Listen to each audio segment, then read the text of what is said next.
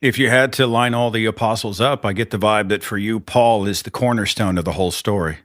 Well, the reason I think he is somewhat different from what a lot of people say. Some people say that Paul invented Christianity.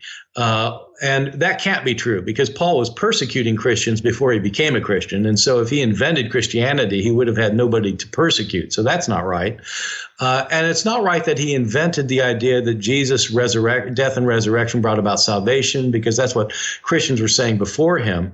The thing that made Paul really key, as I argue in this book, is that he realized that followers of Jesus, this Jewish Messiah sent from the Jewish God to the Jewish people, followers of Jesus did not have to become Jewish.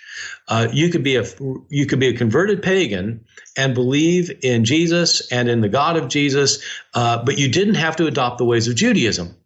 And this realization made it possible for Christianity to move away from being a sect within Judaism to being a worldwide religion.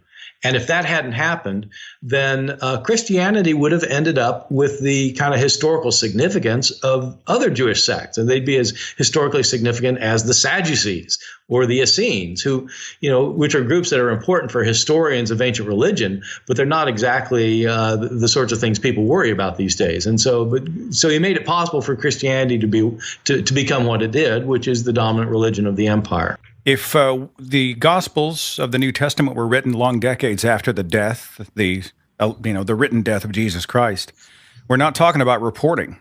How do we get the Gospels if they were written by people who didn't actually see it happen?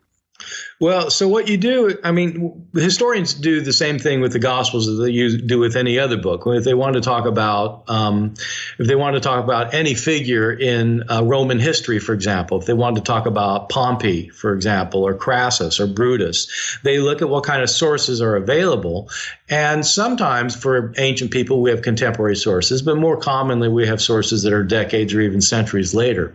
If you've got independent sources that did not collaborate with one another, but they absolutely are independent of one another, and they all mention the same figure, that is pretty good evidence that there was a figure.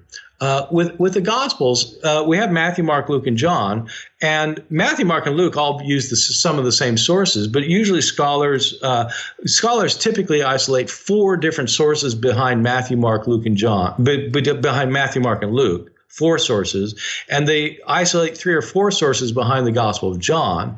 Paul had access to none of that stuff because Paul was writing before all that, and they didn't have access to Paul. You start adding up the sources, and you end up with 10 or 12 sources independently within a few decades that are all talking about this man Jesus. So if they'd all gotten it from one source, you'd say, well, somebody made it up. But it's kind of hard to say somebody made it up when you have all of these sources.